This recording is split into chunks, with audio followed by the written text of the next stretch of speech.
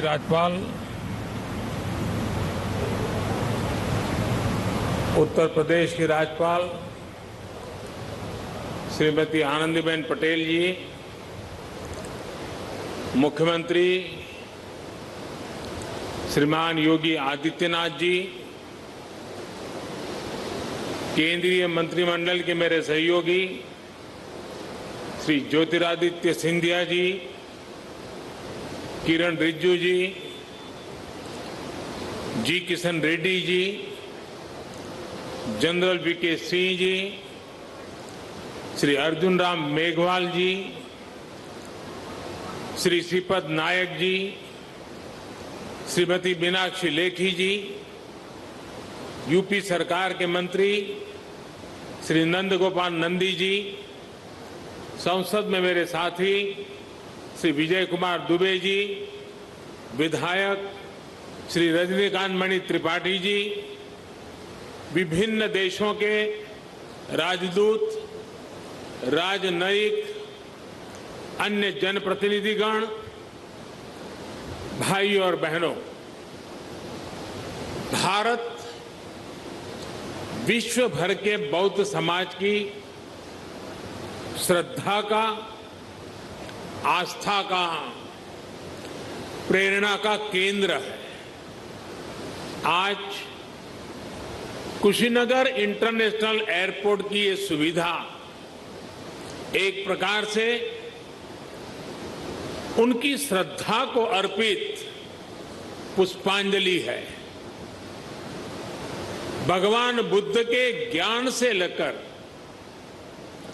महापरिनिर्वाण तक ये संपूर्ण यात्रा का साक्षी ये क्षेत्र आज सीधे दुनिया से जुड़ गया है।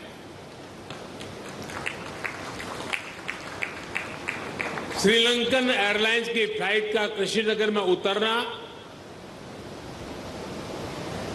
इस पुण्य भूमि को नमन करने की तरह है।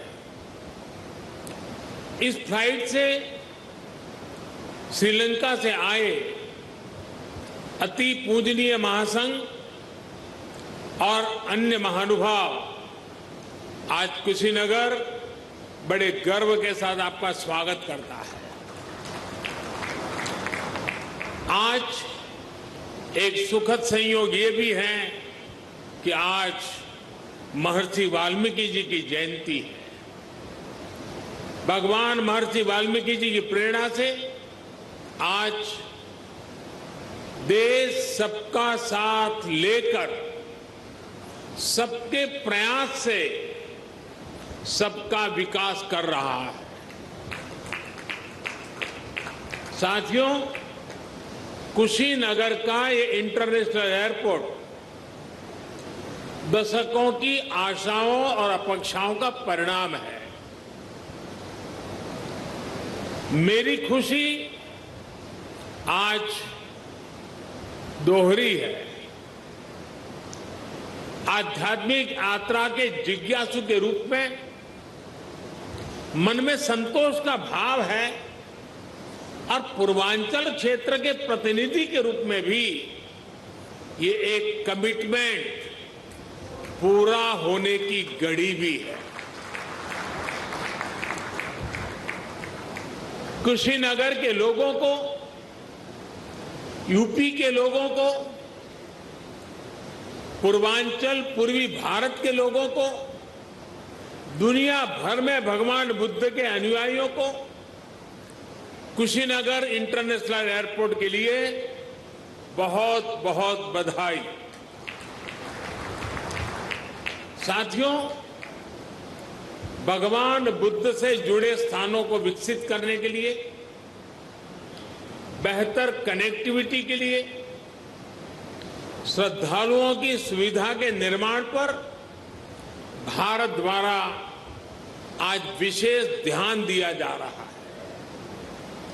कुशीनगर का विकास यूपी सरकार और केंद्र सरकार की प्राथमिकताओं में है।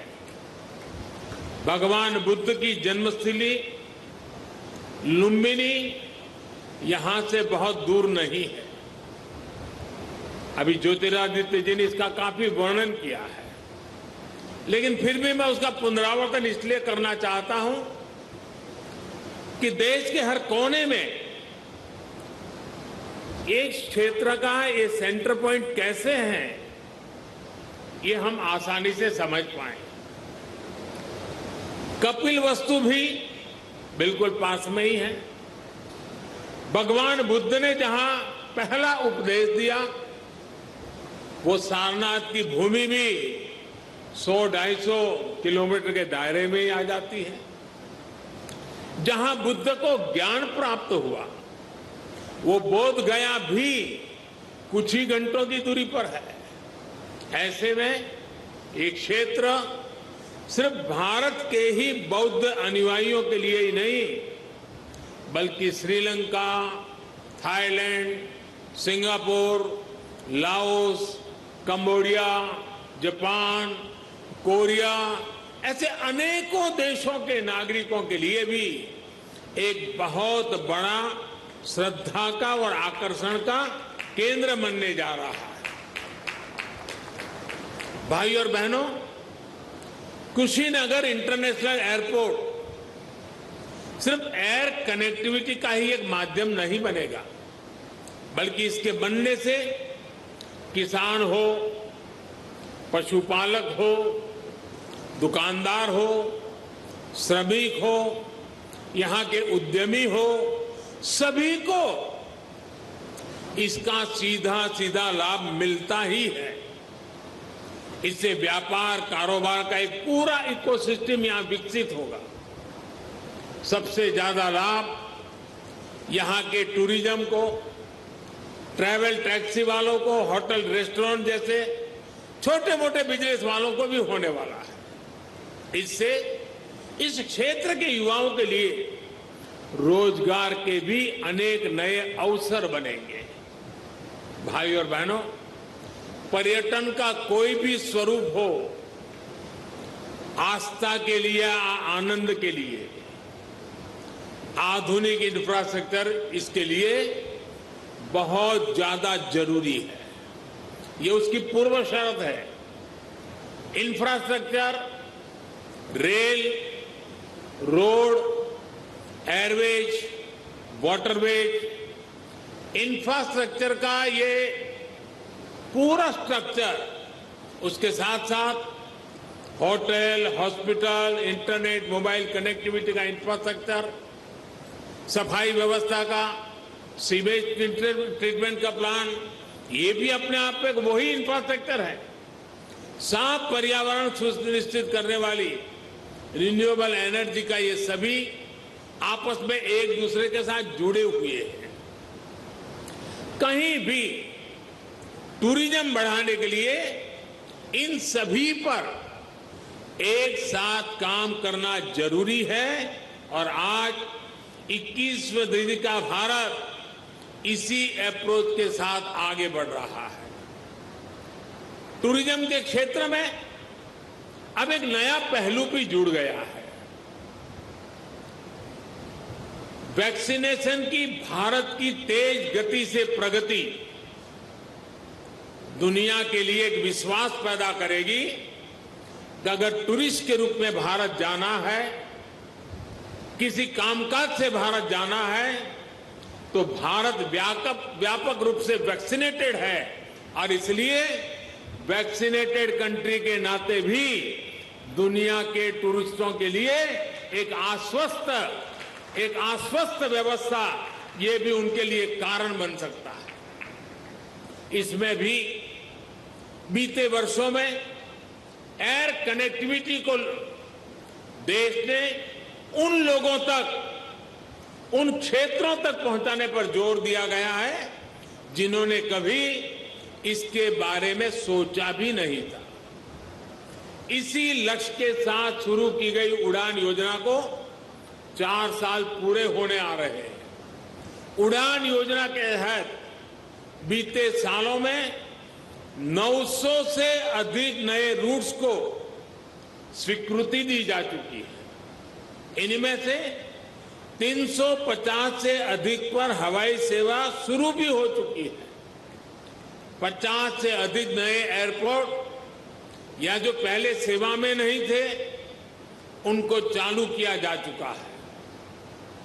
आने वाले 3-4 सालों में कोशिश ये है कि देश में 200 से अधिक एयरपोर्ट, हेलीपोर्ट और सी प्लेन की सेवा देने वाले वाटर ड्रोम का नेटवर्क भी देश में तैयार हो। आप और हम इस बात के साक्षी हैं कि बढ़ती हुई इन सुविधाओं के बीच अब एयरपोर्ट पर भारत का सामान्य मानवी ज्यादा दिखने लगा है।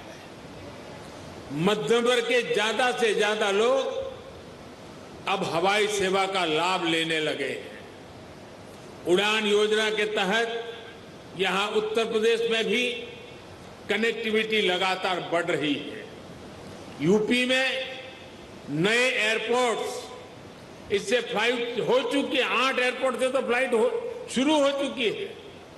8 या 9, इसके साथ 9, यानी 8 हो चुकी है, आज 9वीं। लखनऊ, वाराणसी और कुशीनगर के बाद जेवर भी इंटरनेशनल एयरपोर्ट पर तेजी से काम चल रहा है। इसके अतिरिक्त अयोध्या, अलीगढ़, आजमगढ़, चित्रकूट, मुरादाबाद और श्रावस्ती में भी नए एयरपोर्ट पर काम चल रहा है। यानी एक प्रकार से यूपी के अलग अलग अंचलों में हवाई मार्ग से कनेक्टिविटी बहुत जल्द, बहुत मजबूत हो जाएगी। मुझे ये भी जानकारी दी गई है कि अगले कुछ सप्ताह में दिल्ली और कुशीनगर के बीच स्पाइस जेट द्वारा सीधी उड़ान शुरू किया जा रही है। और ज्योतिरादित्य जी ने और भी कुछ डेस्टिनेशन बता दिए हैं। इससे घरेलू यात्रियों को, श्रद्धालुओं को बहुत सुविधा होने जा रही है। साथियों, देश का एविएशन सेक्टर प्रोफेशनली चले, सुविधा और सुरक्षा को प्राथमिकता मिले, इसके लिए हाल में एयर इंडिया से जुड़ा बड़ा कदम देश ने उठाया है। ये कदम भारत के एविएशन सेक्टर को नई ऊर्जा देगा। ऐसा ही एक बड़ा रिफॉर्म डिफेंस एयर स्पेस को सिविल यूज के लिए खोलने से जुड़ा हुआ है। इस फैसले से बहुत सारे एयर रूट पर हवाई यात्रा की दूरी कम हुई है, समय कम हुआ है।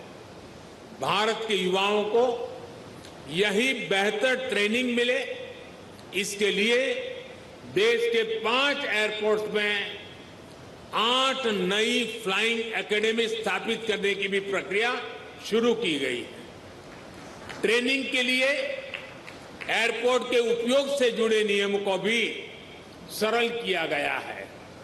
भारत द्वारा हाल में बनाई गई ड्रोन नीति भी देश में कृषि से लेकर स्वास्थ्य तक, डिजास्टर मैनेजमेंट से लेकर के डिफेंस तक जीवन को बदलने वाली है। ड्रोन की मैन्युफैक्चरिंग से लेकर ड्रोन फ्लाइंग से जुड़ा ट्रेन मैन पावर तैयार करने के लिए अब भारत में पूरा एक इकोसिस्टम विकसित किया जा रहा है। ये सारी योजना, सारी नीतियां तेजी से आगे बढ़े, किसी तरह की कोई रुकावट ना आए, इसके लिए हाल ही में पीएम गति शक्ति नेशनल मास्टर प्लान भी लॉन्च किया गया है। इससे गवर्नेंस में तो सुधार आएगा ही, ये भी सुनिश्चित किया जाएगा कि सड़क हो, रेल हो, हवाई जहाज हो, ये एक दूसरे को सपोर्ट करें, एक दूसरे की क्षमता बढ़ाएं। भारत में हो रहे इन निरंतर रिफॉर्म्स का ही परिणाम है कि भारतीय सिविल एविएशन सेक्टर में 1000 नए विमान जुड़ने का अनुमान लगाया गया है। साथियों, आजादी के अमृत काल में भारत का एविएशन सेक्टर राष्ट्र की गति और राष्ट्र के प्रगति का प्रतीक बनेगा। उत्तर प्रदेश की ऊर्जा उसमें शामिल होगी। इसी कामना के साथ एक बार इंटरनेशनल एयरपोर्ट के लिए मैं आप सबको, दुनिया भर के बौद्ध के अनुयायी देशों के नागरिकों को बहुत बहुत बधाई देता हूं। यहां से मैं देश और दुनिया से आए बौद्ध भिक्षुओं से आशीर्वाद लेने जाऊंगा और फिर यूपी के इंफ्रास्ट्रक्चर के अनेक और प्रोजेक्ट का लोकार्पण का भी मुझे सौभाग्य मिलेगा। फिर एक बार आप सबका बहुत बहुत धन्यवाद।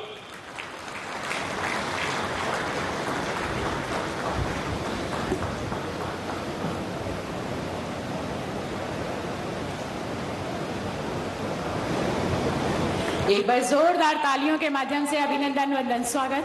जोरदार तालियां आज हमारा ये कुशीनगर विश्व के मानचित्र पर एक यादगार पलों के साथ।